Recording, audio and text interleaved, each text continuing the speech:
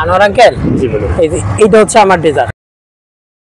হ্যাঁ, জি আপনার এইখানে সব থাকা খাওয়ার ব্যবস্থা করা হয়েছে, কোনো সমস্যা নাই। হ্যাঁ, আপনি এখানেই থাকবেন, খাবেন আর সততার সহিত ডিউটি করবেন ইনশাআল্লাহ। হ্যাঁ, আর হচ্ছে এরকম আমার আরো 100 ডেজার্ট আছে। হ্যাঁ, এখানে আরো অসংখ্য মানুষ কাজ করে। তো আপনি আপনার কাজটা সততা এবং নিষ্ঠার সাথে কাজ করবেন, ইনশাআল্লাহ। আশা করি আপনি আপনারও ভালো হবে, আমারও ফায়দা হবে। ডেজার্টে যায় আমার ম্যানেজার আছে, ম্যানেজারের কাছে যায় বলবেন যে নয়ন স্যার পাঠাইছে, জি। আমার কথা বললেই হবে। ঠিক আছে। জি যান, আসসালামু আলাইকুম। ওয়ালাইকুম সালাম। যাই, আমি আরো অন্যান্য ডেজার্ট যেগুলো আছে ওগুলো একটু খোঁজ খবর নেই। আমার পিএস কই গেল? রাকিবুল, রাকিবুল এদিকে আসো। স্যার আসি স্যার, আসতেছি। স্যার কিছু মনে করেন না, আপনার আমি একটা কথা বলি। স্যার কোথা থেকে ধৈরাই না, মানুষকে চিনে না জানে না, চাকরি দিয়ে দেন, দেখেন একদিন আপনার এই কারণে অনেক বড় ক্ষতি হয়ে যাবে। মনে রাখেন শুধু আমার কথাটা। রাকিবুল, মানুষকে বিশ্বাস করতে এবং ভালোবাসতে শিখো। আল্লাহ তাআলা বলছেন যে মানুষকে যে বিশ্বাস করে সে হচ্ছে প্রকৃত বান্দা। মানুষকে ভালোবাসতে শিখো, আল্লাহ তাআলা তোমাকেও ভালোবাসবে। আসো, তুমি আমার জীবনের একটা কাহিনী তোমাকে শোনাচ্ছি। জি স্যার, চলো। রাকিব বসো এখানে। শোনো, আমার জীবনের একটা কাহিনী। হ্যাঁ, যখন আমি আরো ছোট ছিলাম তখন অনেক ক্ষুধার্ত, মানে আমার কিছুই ছিল না। আমি রাস্তায় ঘুমাইতাম, রাস্তায় করতাম। একটা না 3 দিন আমি না খায়া, শুধু পানি খাইয়া রাস্তায় পড়েছিলাম।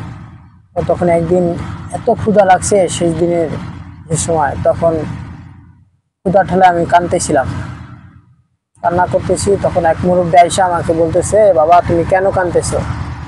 তখন আমি বললাম যে আঙ্কেল আমার খুবই ক্ষুধা লাগছে, আমি 3 দিন যাবত কিছু খাইনি। তখন আমার এই করুণ অবস্থা দেখে উনি একটা হোটেলে নিয়ে গেল, নিয়ে যায় আমাকে পেট ভরে খাওয়াইছে। খাওয়ানোর পরে আমি তার শুকরিয়া আদায় জ্ঞাপন করছি। পরে উনি আমার দিকে তাকাইয়া উনি বলছে যে বাবা তুমি আমার সাথে চলো, তোমার তো কেউ নাই রাস্তায় পড়ে থাকার থেকে, আমি তোমাকে একটা কাজের ব্যবস্থা করে দিই, তুমি এখানে কাজ করো, ভালো হবে তোমার। পরে আমি ওনার সাথে গেলাম, যাওয়ার পরে ওনার একটা ডেজার্ট মেশিন ছিল, ওই ডেজার্টে এসে আমাকে কাজ দিল। দেওয়ার পরে আমি ওইখানে 1 বছর প্রায় কাজ করছি। করার পরে উনি ভালো লাগলো আমারে। ভালো লাগার পরে উনি আমারে বলতেছে যে বাবা তুমি কি বিয়ে করছো?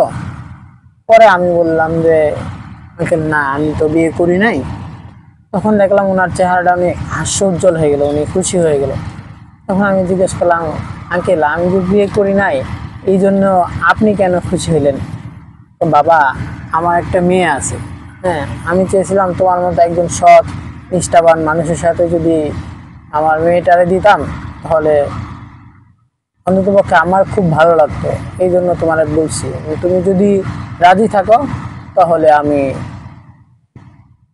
তখন আমার এই কথা বলার পরে আমি একটু শরমে পড়ে গেছি। তারপরে আমি বললাম, আঙ্কেল আপনি আমার বাবার মতো, আপনি আমাকে অনেক সাহায্য করছেন, পুরো ইটাই আপনি আমাকে চালিয়ে রাখছেন, না হলে আমি এই পর্যন্ত আসতে পারতাম না, বা আমি বাঁচারই কথা না। আপনার সাহায্যে আমি বেঁচে আছি, আর আল্লাহ তাআলার ইসের জন্য। আপনি যেটা ভালো মনে করেন সেটাই করেন, কোনো সমস্যা নেই। তখন সে তার মেয়ের সাথে আমাকে বিয়ে দিল। দেওয়ার পরে কিছুদিন পরে উনি খুবই অসুস্থ হয়ে গেল। অসুস্থ হয়ে যাওয়ার পরে উনি আমাকে ডাকাইছে। ডাকানোর পরে বলতেছে যে বাবা তুমি, ওনার যে একটা ডেজার্ট ছিল ওই ডেজার্টটা আমার নামে করে দিবে। পরে উনি বললো যে বাবা তুমি আমার মেয়েটাকে কখনো কষ্ট দিও না। তখন সে অসুস্থ ছিল, অসুস্থ থাকার সময় তার একটাই ডেজার্ট ছিল, ওই ডেজার্টটা ওনার সম্পত্তি হিসাবেই শুধু একটাই ডেজার্ট। হ্যাঁ, এই ডেজার্টটা আমার নামে উনি করে দিল। আর বলল যে বাবা তুমি আমার মেয়েটাকে কষ্ট দিও না, আর সৎ ও নিষ্ঠাভাবে তুমি আমার ডেজার্টটাকেই করো। একটা ডেজার্ট 100 ডেজার্ট তোমার একদিন হবে, এরকম কিছু বলে আমাকে দোয়া করে গেছে। আর এই কথা বলার পরই একদিন পরেই উনি মারা গেছেন। যাওয়ার পরে ওনার ইসের মতোই আমি ওইভাবেই সৎভাবে চলতেছি। প্রয়োজন মতো আমি মানুষকে সাহায্য করতেছি, হ্যাঁ, চাকরিতে এনে দিচ্ছি। হ্যাঁ, এইভাবেই আমার দিন চলতেছে।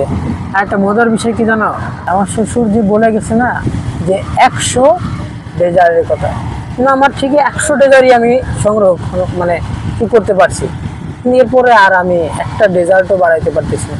আমার দেখো আরো এখন তো টাকার কিন্তু অভাব নেই, আমার গার্মেন্টস ফ্যাক্টরিগুলো আছে, আমি ওদিকেই কি করতে পারতেছি।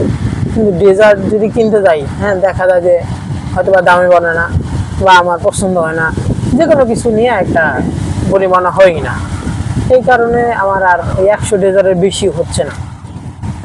স্যার ব্যাপারটা কি, ওই যে আপনার শ্বশুর যে দোয়া পেরে গেছিল 100 ডেজারের, আমার মনে হয় কি আল্লাহ ওই সময় ওই 100 ডেজারের দোয়াই কবুল করছে, যার কারণে আপনি আর একটা পারতেছেন না। সেটাই হবে, আমিও মনে মনে এটাই ভাবতেছি। এটা দিয়েই আলহামদুলিল্লাহ আল্লাহ তাআলা যাতে ভালো রাখে, মানুষের উপকার করতে পারি, এরকম যাতে একটা কিছু ভালো হয়। স্যার আমি তো ছোটোখাটো মানুষ, মাঝে মাঝে কথার মাঝে অনেক ভুল করে ফেলাই। আমার ভুলগুলো ক্ষমার দৃশ্যে দেখবেন, কিছু মনে করবেন না।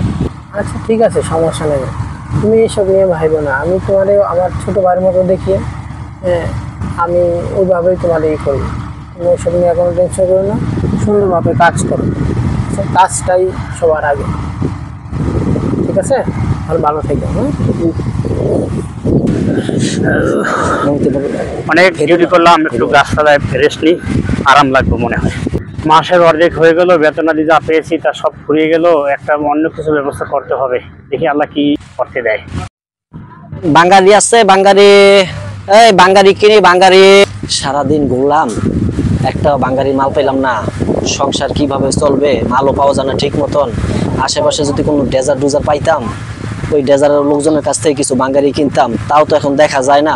যাই দেখি, তুই যে একটা ডেজার্ট দেখা যাচ্ছে, ওইখানে আশেপাশে কেউ আছে কিনা, যাই তো দেখি। ভাইজান আপনি কি ওই ডেজার্টে থাকেন ভাই? যে ওই যারা দেখছি আমি আছি, আপনি ওই ডেজার্টের দায়িত্বে আছেন? আমি আছি ভাই ওই ডেজার্টের ভিতরে ভাই অনেক তো ভাঙ্গারি গুড়া মালটাল পাওয়া যায়। আমি একজন ভাঙ্গারি ব্যবসায়ী ভাই, তো আপনি আমার কিছু কিছু গুড়া মালটাল ভাঙ্গারি বেচতে পারবেন, এরকম ক্ষমতা আছে আপনার? জি না, আমি দায়িত্ব নিচ্ছি, আমি দায়িত্ব নিয়ে কাজ করি, আমি 2 নম্বরই কাজ করার জন্য পারবো না। ভাই একটু দেখেন না, আপনার মাল দাম আমি বাড়াই দিব না ভাই, একটু চিন্তা করে ফিকির করে দেখেন ভাই। মালিক আমাকে বেতন দিয়ে রাখছে, যে বেতন দিচ্ছে শুক্র আলহামদুলিল্লাহ, আপনি অন্যদিকে চেষ্টা করতে পারেন না ভাই, বিষয়টা হয়েছে কি ভাই, আপনি মনে করেন বর্তমান বাজারে লোহা লক্করের দাম আছে 50 টাকা কেজি, আপনার আমি 10 টাকা বাড়ায় 60 টাকা দিই ভাই, একটু ফিকির করে দেখেন ভাই হয় কিনা। তা সম্ভব না। মাস শেষ হয়ে গেল, টাকা পয়সা ফুরিয়ে গেছে, কিছু বেচা বিক্রি করবো নাকি। মালিক যদিও দেখে না, কিন্তু আল্লাহ তাআলাকে আমাকে দেখে না, সম্ভব না। দায়িত্ব নিয়ে কাজ নিয়েছি, দায়িত্ব সহকারী কাজ চালিয়ে যাবে ইনশাআল্লাহ, বাকি জীবনও এভাবে চলে যাবে। বাঙ্গারিওয়ালা ভাই, আপনি অন্যদিকে চেষ্টা করেন, আপনি আমাকে অসৎ উদ্দেশ্য নিয়ে আমার কাছে আসবেন না। আমি সৎভাবে থাকতে চাই, আমাকে সৎভাবে থাকতে দেন। মিয়া করো দারোয়ানগিরি, এত নীতি এবং সততা আদর্শ দেখায় না মিয়া। এমন একদিন দিন এবো তোমারও আমার কাছে আইতে হবে মিয়া, যাই মিয়া। প্রয়োজনে আমি না খেয়ে মরে যাবো, তবুও আমি সততা এবং আদর্শকে বিক্রি করতে পারবো না। তোমার মতন বাঙালি আমার কাছে দরকার নাই, তুমি চলে যাও।